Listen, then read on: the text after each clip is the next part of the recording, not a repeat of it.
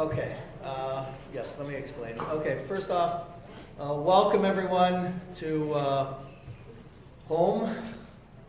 This is where we meet regularly at the Zionist Center, and I encourage people to get to know other people because there's so much work we have to do, and the more you get along with everyone, the better. There's a lot of protests going on, there's a lot of events going on, and there's a clear threat and danger out there. Our event was Sandra Solomon, who's going to be speaking on the topic and educating people here, what Islam taught her about the Jews. It's going to be extremely insightful. But I'm asking everyone who's watching this through social media and people who are here to don't shut your cell phones off. Just if people are phoning, don't answer it. But I'd appreciate it if you are hooked up to Facebook through your cell phones, if you would share this presentation today. It's going to be live streamed. It is live streamed right now through Never Again Canada. Go on to their page and share it with your contacts on your page, with people that you know, and we'll reach thousands of people. So again, go on to the Never Again Canada page and share this event. Very important. Quickly, yes? Is there Wi-Fi in the building? Is there Wi-Fi in the building? Yes, there is. Do I know the code? I don't know the code. If you asked me earlier, we'd get you the code. Also, there's more food coming, so we ordered, it's on its way, and we're taking care of everyone. There's protests. Listen, our questions, we'll deal with them later. It's not... Okay, then ask somebody sitting close to you who could show you how to hook up to Facebook. But other people know. Other people know, and other people will get it going. But right now we're on live, and many people are watching this right now. There are protests coming up. There's going to be a protest. There's going to be protests coming up next weekend at Nathan Phillips Square, City Hall, and Sandra could speak a little bit about that as well. And Ronnie Cameron, who's here, he can probably fill people in with some of the details.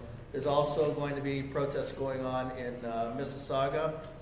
There's been some recent reports. A decent article appeared in the Globe and Mail about the Peel District School Board, the outrageousness of radical Islam being taught in the public schools. Not only being taught, but services, and the hate that the JDL laid a hate crimes charge with the police against a mosque, a Toronto mosque, recently. There was some vicious hate that was being taught there, and it was filled with worshipers. Not one person objected. Not one person objected.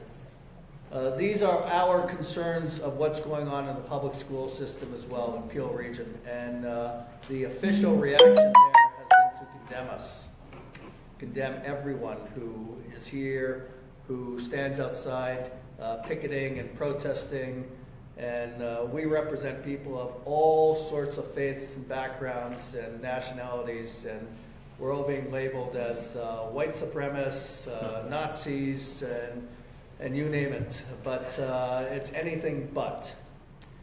These organizations also that oppose us, these Antifa organizations, they're posting death threats on their Facebook pages as well.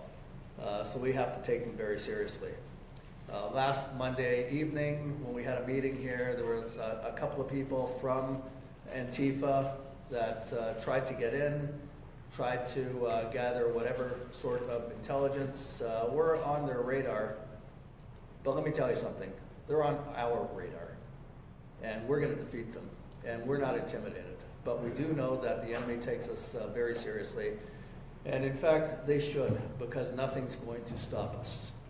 And when you listen to Sandra with her presentation today of what she has gone through and the determination that she has, and the threats that she has to endure, and they're very serious threats, the most serious kind of threats, that she keeps moving forward. You should feel inspired from that, and the enemy should understand, again, nothing is going to stop us. We stand for the truth, and we're moving forward with that truth. So I want to let everyone familiarize themselves and welcome here warmly Sandra Solomon. She's our speaker for today, and she's got vital information for us. So please, Sandra Solomon, come forward.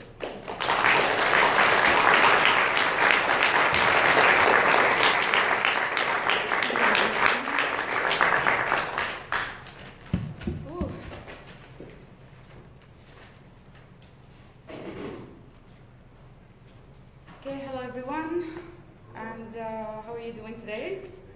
Good, good. We are all optimistic. No question, not yet. I just wanted to have the debate last What? Did you have a debate last night? No, he ran away. Oh. Okay. I was supposed to have a debate with some Muslim guy, but he ran away.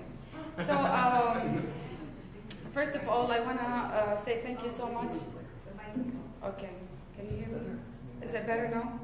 Yes. Yes? Okay.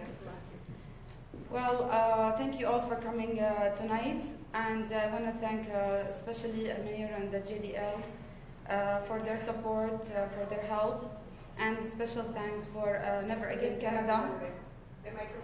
Okay, special thanks for Never Again Canada as well for their support in helping the cause, and also everyone and individuals and every group and every organization who supporting me in my tour and in my cause. And it's a serious cause because we have a serious issue going on, not just in Canada, around the world, which is the Islamic terrorism. So before I start, and I want to say a small prayer. Father in heaven, hallowed be your name, thy kingdom come, thy will be done on earth as it is in heaven. And I want to take the chance and read a very important, one of my favorite verse from the Bible. We all here to learn. Who doesn't like knowledge, right? Who does not like knowledge? And it's from God. And I would like to take the chance and read it from Hosea. My people are destroyed from lack of knowledge, because you have rejected knowledge. I also reject you as my priest, because you have ignored the law of your God. I also will ignore your children.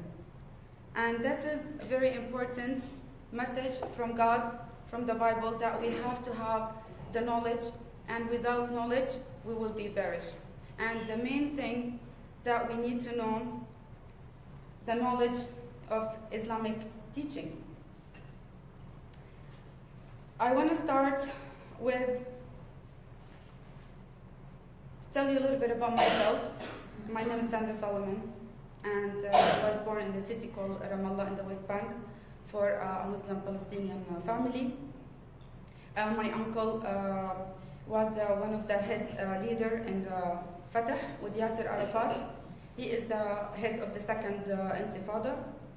And I grew up in a family, like devout Muslim. We moved later to Jordan, and then we settled finally in Saudi Arabia, where I was 9 years old.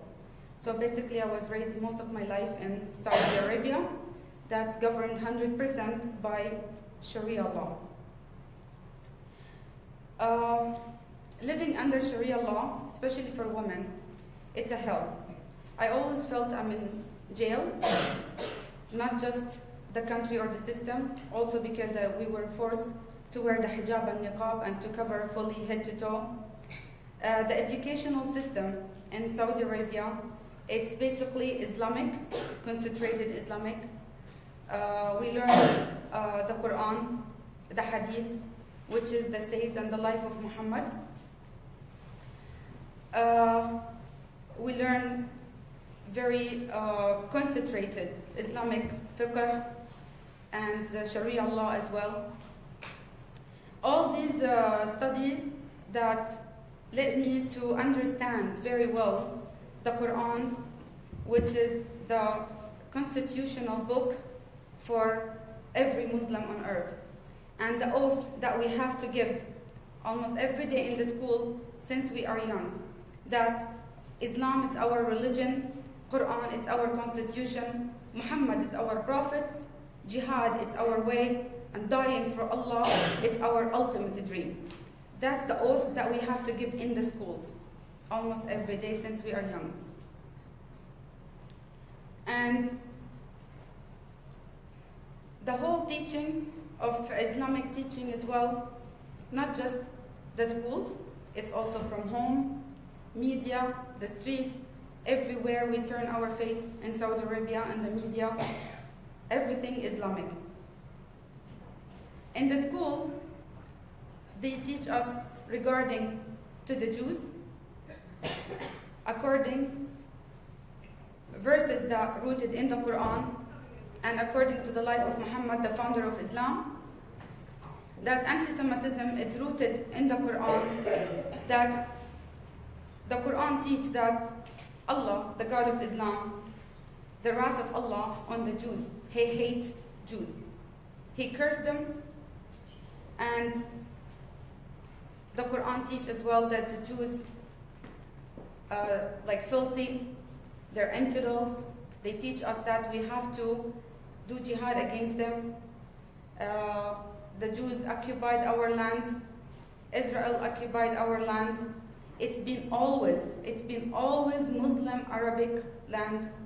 It's never been for Jews. Jews who turn away from God, God cursed them and turned them to pigs and monkeys. And therefore that he hates them, he cursed them, and therefore we have to curse them as well. Like in home, we used to curse the Jews a lot. We used to blame the Jews for everything that happened in the world. The Jews are behind it. Even if it's like earthquake happen, oh, the Jews. Not only that, they used to teach us as well, like as we're little kids, like songs that we curse the Jews. And like for example, we used to sing, like I would say it in Arabic, Al-Arab ahbabna wal-Yahudi klabna. That's mean Arab, our beloved, and the Jews, our dogs. These kind of chanting and the songs that we learn it as we young, and also in the media all the time, the news that show us that the Israeli army, how they are killing the Palestinian kids, how they are killing the Palestinian family, and how they took the land. My grandma was from the people who left the land at 1948. So I had the spirit of revenge in me because I used to love my grandma a lot. She was like a mother to me. So I always hated the Jews. I always wanted to, like what they teach us, that we must do jihad. We must purify the Aqsa Mosque from the filthy Jews. We must take our land back. We must wipe Israel from the face of the earth. On top of that, we used to praise Hitler a lot, and they used to teach us also in the school. Like we used to do the Heil Hitler once we do the oath as well.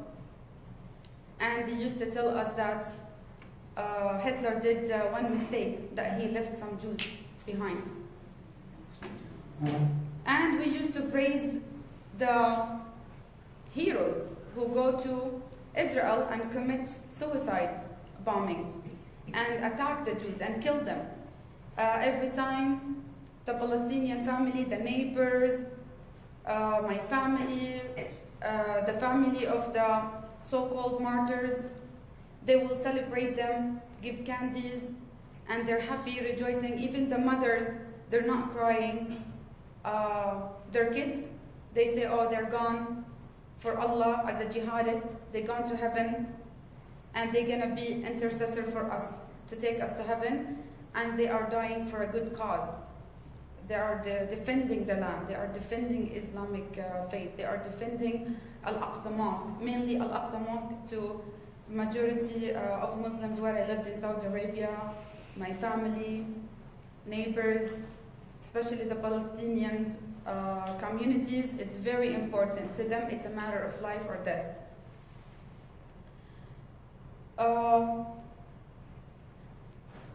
Again, all this because of lack of knowledge and the historical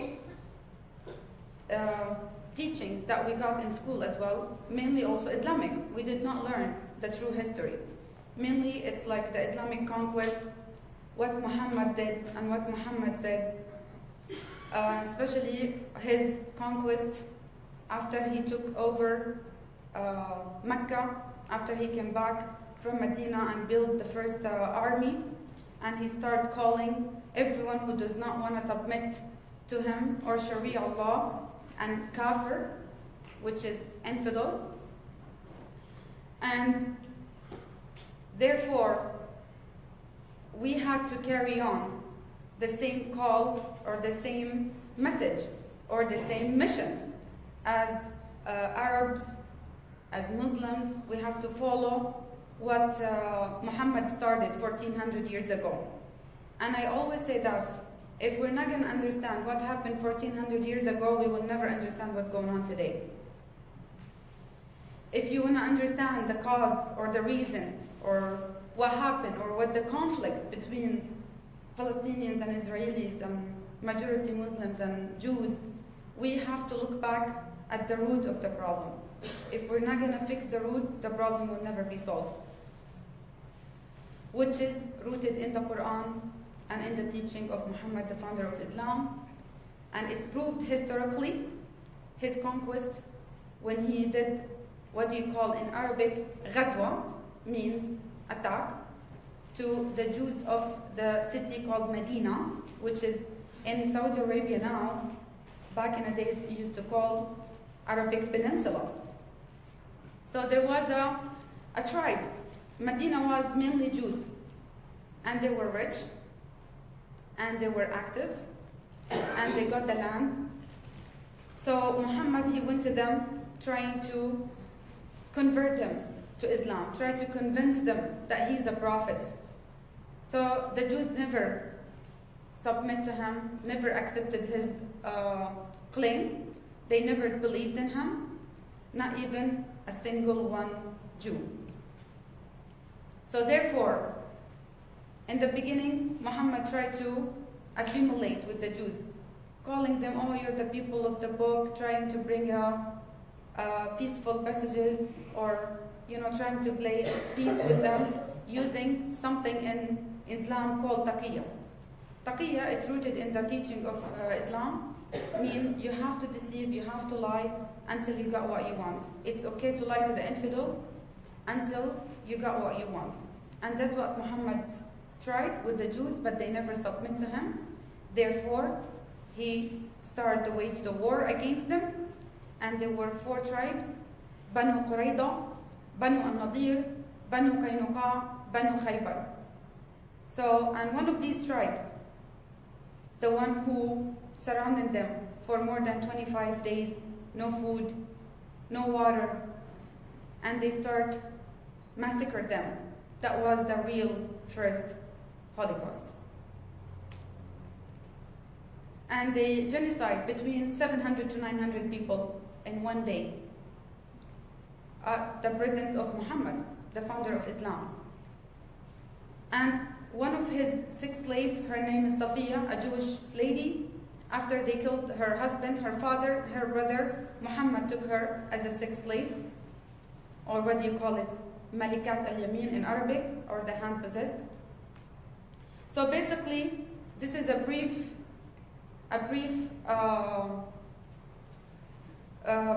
information about how all this started and where all this started. As I always say, the conflict did not start 1948. It started 1400 years ago. And that's exactly what they teach me at home, in media, in schools. And as a child, we always, brainwashed with everything that our parents teach us. And we don't have any other option to learn from any other sources. Everything is covered with lies. Again, I lived in Saudi Arabia. I never met any Jews. No more Jews in Saudi Arabia. We never met Christians. The Bible is not there. Any other sources to learn any other, history even in the libraries, nothing. Mainly Islamic. So basically the teaching of the school, it's the most concentrated teaching, and I was there since 9 years old all the way till high school. I used to memorize almost half of the Quran. I used to memorize so many of hadith of Muhammad. We used to memorize every historical attack or ghazwa or conquest that Muhammad did toward the infidels, include the Jews. And one of the Muhammad, the founder of Islam, quotes or hadith, he said, "The judgment of day will never come until the Muslim kill the Jews, until the rock will cry out, 'There is a Jewish behind me, come kill him.'" That's hadith of Muhammad. And he said, "I will never live in the land of Arab, Jews or Christians, only Muslims." So therefore, many of these terrorists or jihadists, they're still carrying on the same message, the same thing that they've been taught since they are young. We've been brainwashed with it. Even though, yes, at my teens, I always praised these terrorists and called them heroes, cursing the Jews, looking at my grandma, crying when she cries and she say, "Oh, I was there in 1948 and I had to leave," and she had to be one of the refugees and she moved to Jordan and then later on. So I had the revenge still. But even when I left Islam, I was still hate the Jews. And at one time, I did participate with the Palestinian House here in Canada with the rally against Israel. And I was chanting with them, "From the river to the sea, Palestine will be free," calling for genociding the Jews and take over the lands. Again, this is due to the lack of knowledge of the true historical facts about the right of the Jews for the land. And I still had the spirit of revenge because of my grandma. The Palestinian House, located at 3195 Arundel Station Road in Mississauga. That's the same place that the liberal MB Omar Al-Ghabra and MB Iqra Khalid, who introduced M103, visited. The Palestinian House, they still teach hate toward Jews, and they are pro-Intifada. The Palestinian Al-Quds Intifada, known as the Knife Intifada. It's supported and directed by the Palestinian leadership in Ramallah, the Palestinian Authority PLO Fatah, and Gaza, and Hamas. It is the terrorist attack that has been on rise in Israel. And many got killed and many got injured. And I want to take the opportunity from my heart, condolence for the family of the victims, and pray for healing and recovery of the one who got injured. The Palestinian House, they teach the same what I learned in Saudi Arabia. Even here in Canada, they consider the terrorists heroes. On January 19, 2016, the Palestinian House celebrated the 14th birthday of the Palestinian child terrorist, Ahmad Manasri, and called for his immediate release from the Israeli jail. Ahmad with kitchen knife.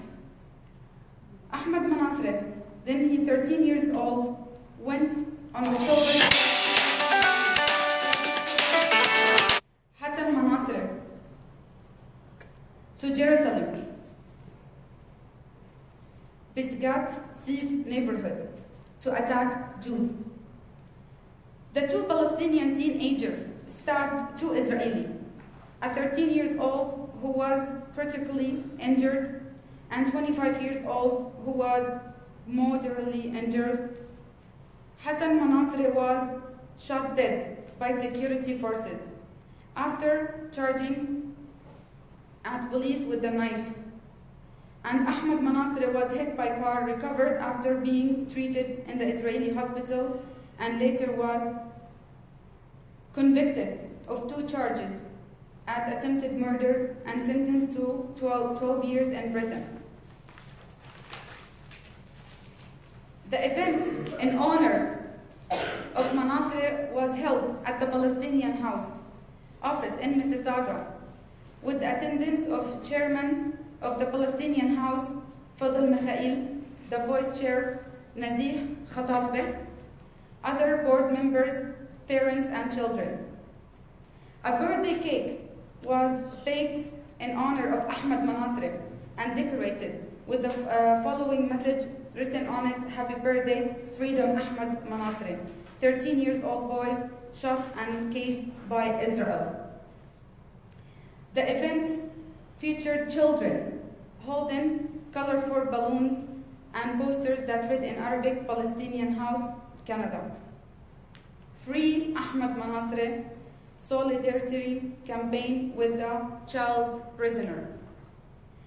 And I'm gonna quote to you a quotation from a little girl who spoke at the Palestinian House and how she presented her feeling toward him. A little girl greeted Manasri on his birthday by reading following: Hi everyone, I am Maryam Muhannad. We are Canadians, Palestinian children, came today to celebrate the 14th birth of Palestinian prisoner hero, Ahmad Manasri. We ask all nations in the world of freedom to Ahmad Manasri, free, free Ahmad Manasri. So, my question here,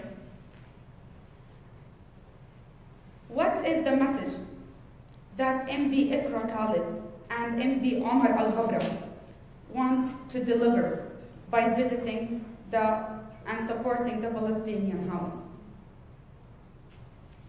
And what do Amin Al-Mawad, a board member of Palestinian House, mean when he said, among other things, the following: On behalf of the Palestinian House and the president of the board, Brother Fadl Mikhail, I would like to take this opportunity to offer our congratulations for our Palestinian people and to our brothers in the Fatah movement, as it is the 52nd anniversary from the start of the Palestinian Revolution. In this dear occasion, we remember the symbolic leader Yasser Arafat, founder of Fatah, PLO, and the Palestinian Authority. And we promise to continue the struggle to achieve the legitimate rights of the Palestinian people. Brothers and sisters, Mr. Prime Minister Justin Trudeau represents our dream of a real change and achievement of a social justice and rejection of racism and preserving the value of the family and the Canadian humanitarian message. Justin Trudeau, we are with you, and you are our choice. I would like to express our respect and admiration to our great MB Ikra Khalid. We fully support motion M103 on the Islamophobia.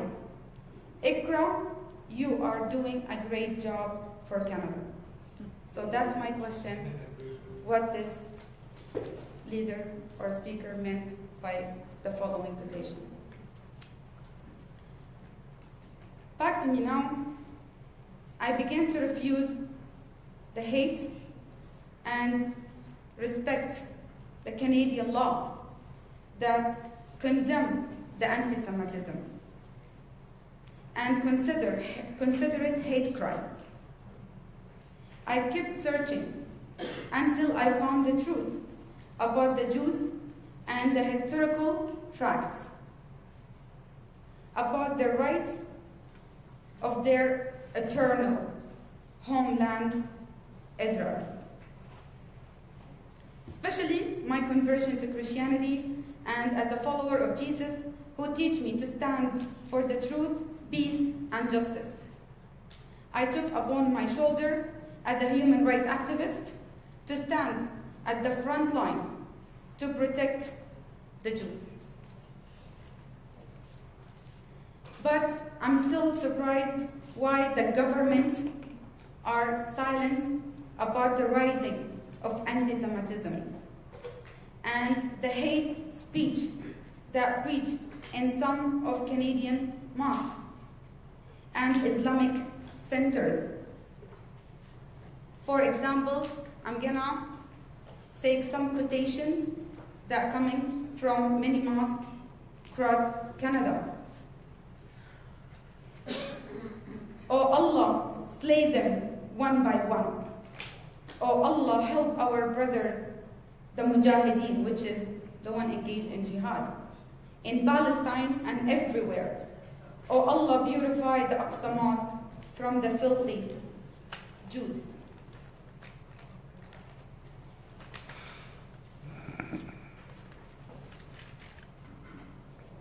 Muslim will dominate the Jews and kill them. Oh Allah, kill them one by one. And my question, do you call this love or hate?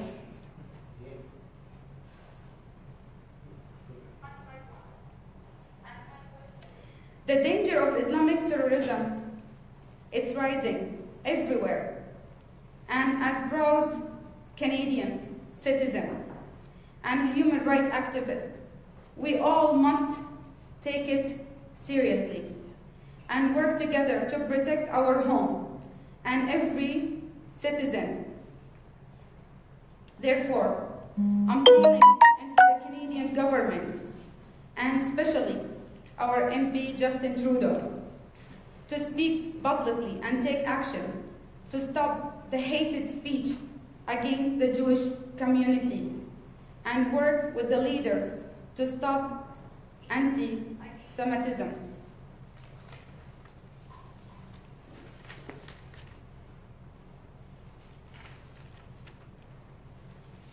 The biggest danger that we are facing as well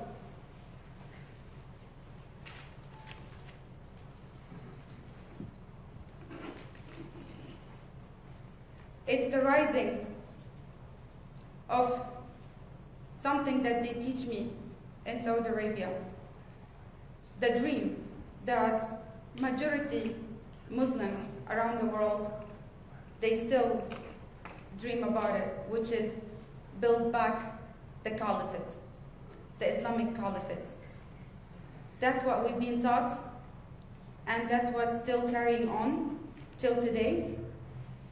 And this dream, it's still supported by politicians, many Islamic countries, many Muslims, many Islamic leaders, and some of the organization and the group around the world that it's known like Hizb al-Tahrir, Hamas, Muslim Brotherhood, and also ISIS, and many others. And unfortunate that many of these groups and organizations, they have some involvement here in Canada. And that's what we need to stand and to face it and deal with it. So, coming to Canada, I did not see that much different of what I learned or I lived in Middle East, in Saudi Arabia. And when I came here, I was shocked that they still carrying on the same message. They still teaching the same thing in the majority mosques in Canada, and the Islamic Center and Islamic schools, and now it's coming to the public schools. Anti-Semitism, it's a serious problem, and we have to stand against it, and we have to deliver the message for every Jew that you need to understand the root of the problem. You need to educate yourself about Islam. You need to educate your kids, the youth. This is very important. And finally, I want to remind everyone that I will do my best to assure that Canada is still and will always remain loyal to stand beside the state of Israel. Yeah.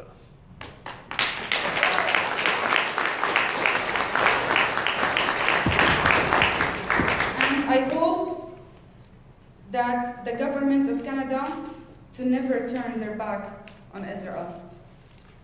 Israel at the front line. Israel is the only one democratic country in the whole Middle East. Everyone can live freely. Christians are not persecuted. LGBT community are not persecuted. It's a free country, free land. I came to Canada to live under secular constitution. Freedom of speech is the cornerstone of democracy, and that's why I'm standing here, to speak freely, even though it's a really heavy burden on my shoulder. My family disowned me. If I go back to Jordan, I'll be killed for sure. There is a Canadian imam here preaching it openly that whoever leave Islam, apostate from Islam, should be executed. But still, I will stand for the truth no matter what, and I'm willing to take it all the way to the end.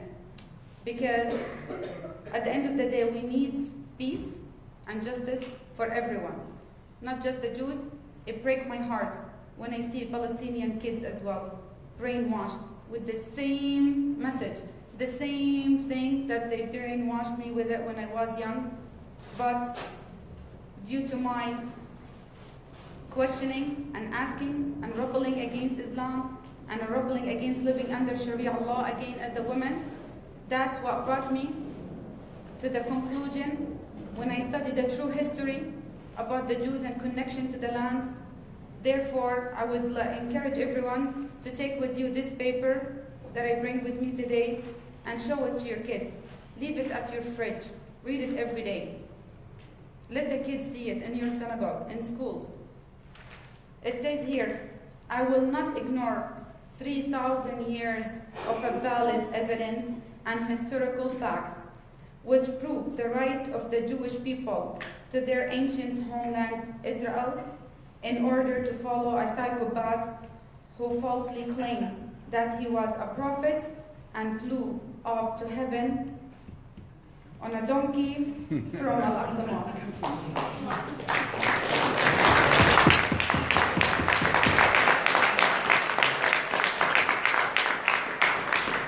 Any questions?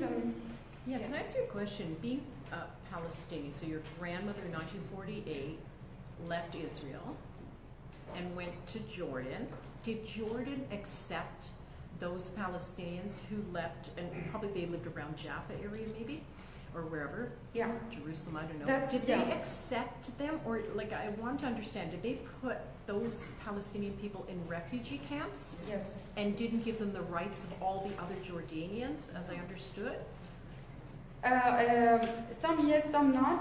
But because they went to the refugee camp, as like what's going on now with the Syrian as well. Like they lived for a long time in a refugee camp.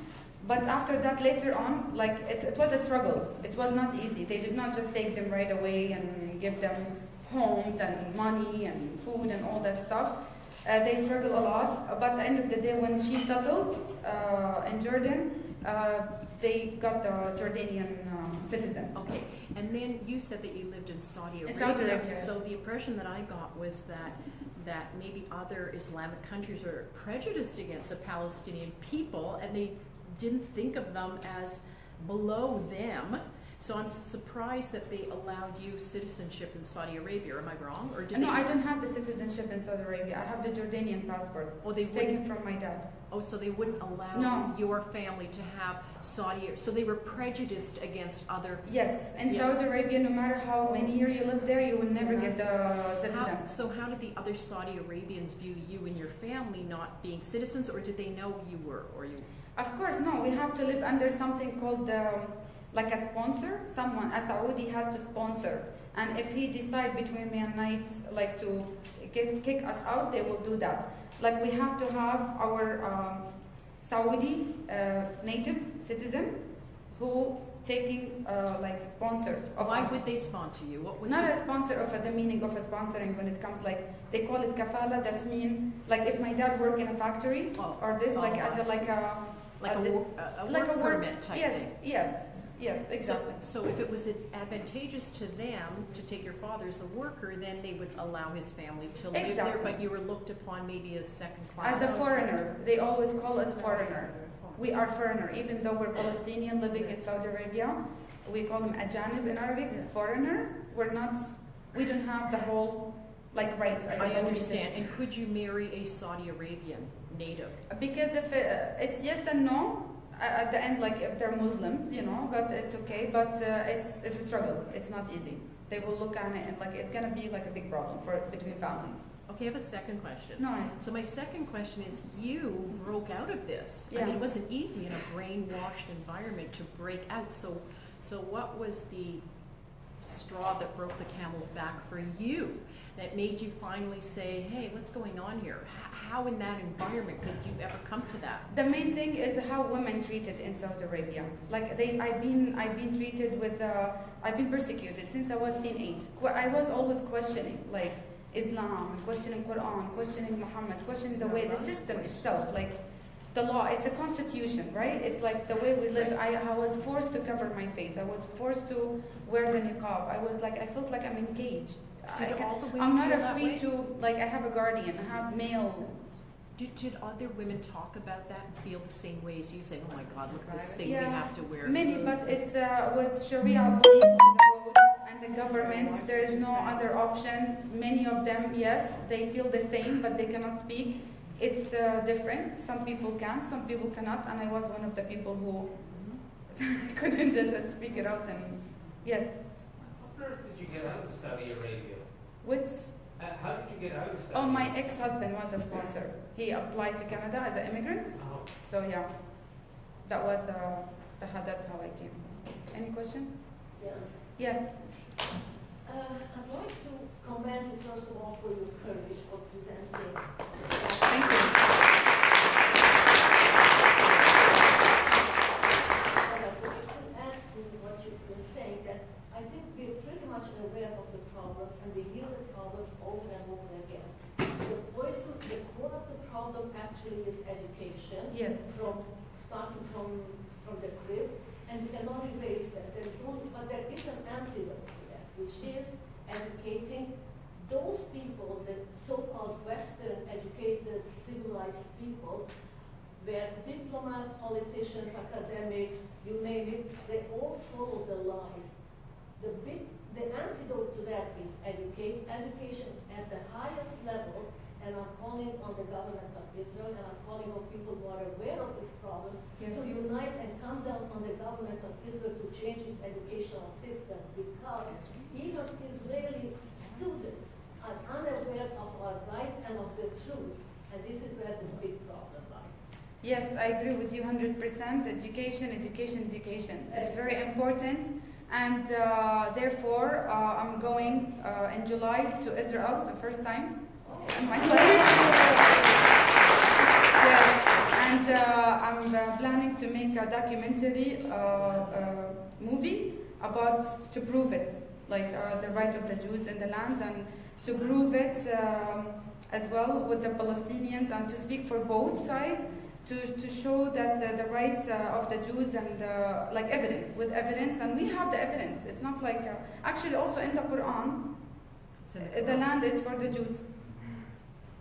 If I may Go add ahead. one more thing, this is the 100th anniversary of the Balfour Declaration this year. Mhm. And this is almost completely ignored by those people who should be on the other side, who should be educated, and the students. So the Balfour Declaration is of a great importance, especially this year, being the 100th year anniversary. Yes, yes, I agree with you. This is the lack of education. That's what I said in the beginning. My people perish for the lack of education. It's there. It's in the Bible. It's regardless if you're a believer or not. It's a very important message. Without education, we perish. Like now, many people are deceived by the fake media. We have the fake media here. We have the fake media, and the politicians who turn away their back on their people. We have governments who are fighting us, not fighting for us.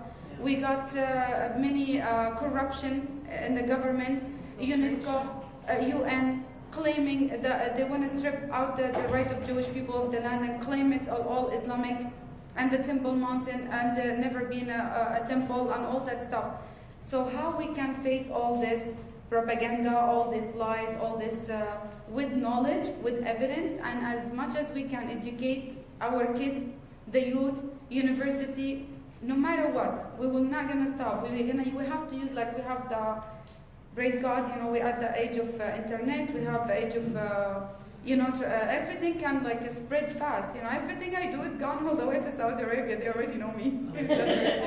I'm like, oh, the Saudi ambassador who also like spoke about me dancing on the Saudi flag, and I'm like, ooh, he might like that dancing. I don't know if he like it or not. I have to ask him. So. How would you educate the Palestinian kids who are here? And do you think that some of them have changed their mind about what they learned and maybe think, gee, I think I was brainwashed? Have any of them expressed it?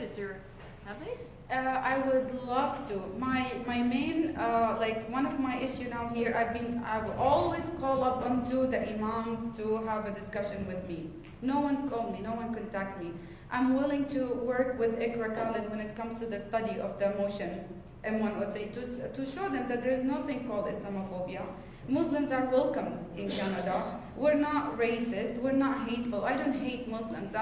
I always, I'm willing to speak to them. I'm willing to go to them. I actually, one of the time I went to the mosque and all that. Like I don't have that, you know what I mean? I don't have that hatred in my heart. I actually want both to know. Like once we know, like what happened to me, I break free now.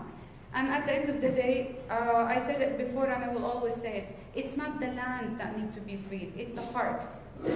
Once your heart free from hate, you're free. Like, you know, I always imagine myself with the kids and the father when we used to watch these kids, you know, with throwing the stones on the Jewish people and the army. I always imagine myself with these kids throwing the stones and all that, but now, no, I want to stop these kids to throw the stone, and I want to also tell the Jewish people not to be afraid and not to be intimidated by the anti-Semitism, and stick together. That's my call into the Jewish community as well. And I've been noticed lately that there is I'm sorry to say that, like rabbis who turn their back on the community, who's like, you know, betrayed kind of thing. Excuse me to say that. Rabbis, they're speaking against Israel. They're speaking against us, which is wrong. Yes. They're a small movement. Exactly. But at the end of the day, you Jewish people, They've been persecuted. Like when I read the Bible, when I read the historical, also the Roman history, the other history, because we did not learn this in Saudi Arabia, mainly Islamic. Imagine like we would spend almost the whole day reading the Quran, reading Hadith, and reading Islamic teaching, reading Islamic history. It's all Islamic, mainly Islamic, no other subject. Like we did not learn, we did not explore, they did not teach us everything. All the time we believed that Moses was Muslim, Suleiman was Muslim. Suleiman has a mosque, not a temple. And the temple was never been there. The Jews are liars. There was never a temple. Solomon was Muslim. And all that stuff like, so all these things that just bring back, when I read the true history, the Roman history, and I find out that the word Palestine, actually, it's a Latin word, came from the Emperor Hadrian, called it Palestinia, and the conquest, the Arabic conquest, when they came and they took the land and changed it to Palestine, or Palestine in Arabic. So many information, so many things that I will hope that I can do it in a documentary movie. There's a lot of history, I can like, it takes like hours, but as well like, not many Jews know what's like, who built the Aqsa Mosque, who built the Dome of the Rock, you know, and when was it? Like, what's the story of Muhammad flying on a donkey? Like, seriously. Like, seriously. So, like, I'm not gonna like leave all this and be like, oh, you got, and the name of the donkey Al-Buraq. Like, here you go, for you to know as well. So, so many like mixed up. It's like it's mixed up things. So we have to bring history. Never lie. History never lie. Currently now in the Temple Mount, is there still the Jordanian police there, the Waqif police? You heard of them? Shirtat al-Waqf, like, I've never been there, but I am sure there is al-Waqf. Yes, it's there. Yes. And there is something called al-Murabitun. Murabitun means people who standing there, like, or sitting there, like a 24/7. They change shifts around the Aqsa Mosque, just in case any filthy Jew will come and step there. Because to them, it's holy. They cannot let any, supposedly, the Jews are filthy, it's holy. They cannot come and step there. So that's the thing, the barrier when we look at people with love and peace and consider Jews are human like us. They're not below us. They deserve to live. And again, the persecution, the most, like, I was stunning when I read the whole historical fact and the Bible, and I cried the Jews for the first time in my life. And I said, like, oh my God, it's been all these years, and we are like deluded, deceived by taqiyya, a lie, twisted doctrines. That's the root of the problem here. Once you have a full knowledge of this book, trust me, you got it all. Once you have a full knowledge of the root of Islamic teaching, you have it all. No one can, and it's so easy to break, even with Muslims. I know so many ex-Muslim, as soon they leave Islam, right away, Jews. Right away. It's like, What do you mean? right away to go to the Jews and to talk to the Jews and to love them and to have peace with them. We have Mus'ab Hassan Yusuf. I'm not the first one, if you know, the son of Hamas. The son of Hamas. Oh, right. We have Nina Darwish. We have big names. We have Wafa Sultan. Like, name it. There's so many. I'm not the only one. It's not like I'm adding anything in you. I'm the same line with people, and we keep warning and warning and warning. Hopefully people in Israel and in Canada, which is, I noticed as well, Jewish community, they need to be more active. Stand up. You have the truth. Once you have the truth, you have it all. Can I ask you about, you said something about the Prime Minister and some Palestinian leadership, Palestinian House, and that they said he's with us or he's for us. What did you say exactly? That was my question. This is my question. What does he mean? What does that What does that mean? does it mean? Amin al-Mawad, one of the board member in the Palestinian House, when he said on behalf of the Palestinian, and then they say Prime Minister Justin Trudeau represent our dream. Like, they say things, but what they really mean about it. So there's something, I encourage everyone, especially who live here in Ontario, to take initiative and look at the Palestinian House in Mississauga and look at their activities, and look what they teach the kids in the Palestinian house there, and look at how they are pro-intifada. They celebrate the terrorists, calling them heroes. So that was my shock. After even I left everything, they still doing it, and coming soon, the Al-Quds Day. And this anti-Semitism, it will never stop. As long as we keep silent about it, they're gonna keep doing it. But once we have the stand, because it's so easy to face them with the facts. Till today, I call up in every imam in Canada to have a debate or discussion, I would call it, with me, to prove me wrong. Zero. They know my email, they know my contact, they know everything. None of the imams say to me, you know what, you're a liar, I'm going to prove it to you. I'm like, whatever, and let's get together. I'm willing, but none of them contacting me. They run away from me. You mean, what percentage? The imams. What percentage of the mosques, in your opinion, would be saying this that you mentioned before, that we should kill all the Jews, and they're hiding? All of them. You would say almost 100%. Most of them, because from the first chapter of the Quran, which is one of the imams here, he approved the message, the wrath of Allah on them, when he explained it, and they're gonna teach it in the public school, referring when it comes to the commentary, which is tafsir, how they explain it. It's approved. It's the Jews. Like, Allah hates Jews. Therefore, we have to hate them. So has anybody, has the government, like the provincial government, ever been approached about, hey, this is going on? They all know. That was my question. So is it necessary maybe a lawsuit against the provincial government, a bunch of people, a class action lawsuit or something? Yeah. Against the government, like you were allowing this, here's the Constitution, this is what it says, and you're going against the Constitution. Yeah, that's something in the Jewish community, you guys have lots of lawyers, right? Yeah. You got like the best lawyers ever, like seriously. So where is the Jewish lawyers? Here you go, another one. I want to thank you for your courage, No problem. and I'm going to be praying for you. I'm on. Are you aware, because you live in Jordan, that because of San Remo, which was a declaration by the League of Nations, which preceded the UN, they actually called not just the West Bank and Judea, Samaria, but also Jordan was supposed to be part of Israel.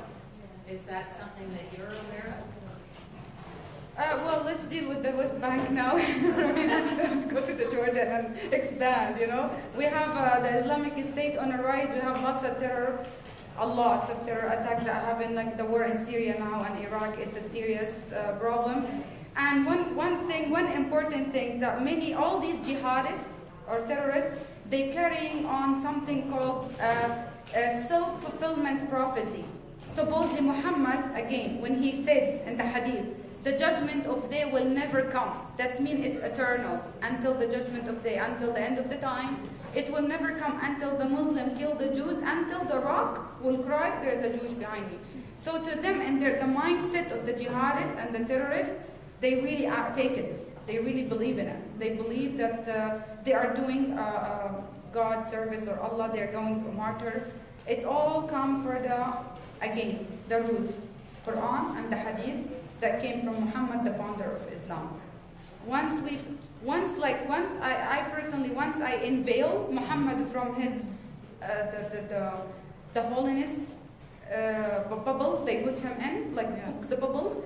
You take the bubble, you're gonna see the real face that he was false prophet, he's a liar, he never been a prophet.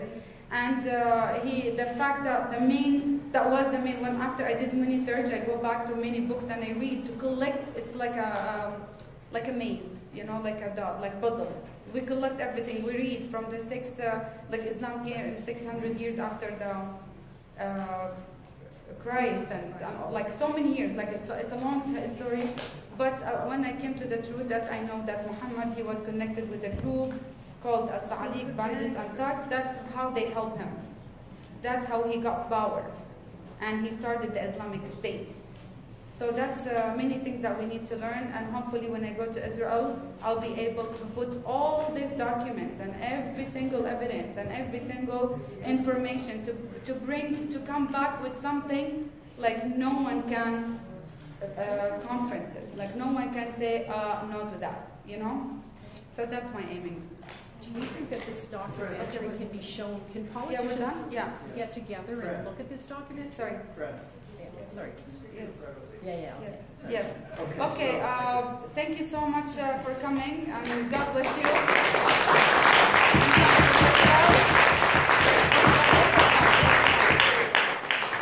God bless Israel. That's what we're standing for. That's what we're standing for. Here you go.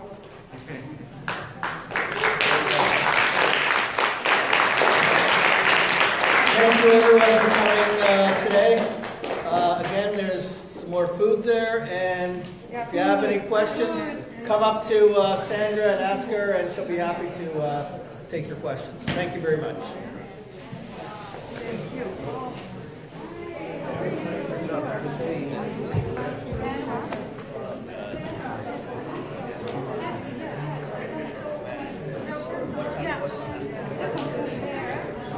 Just it. Thank you so much, my friend.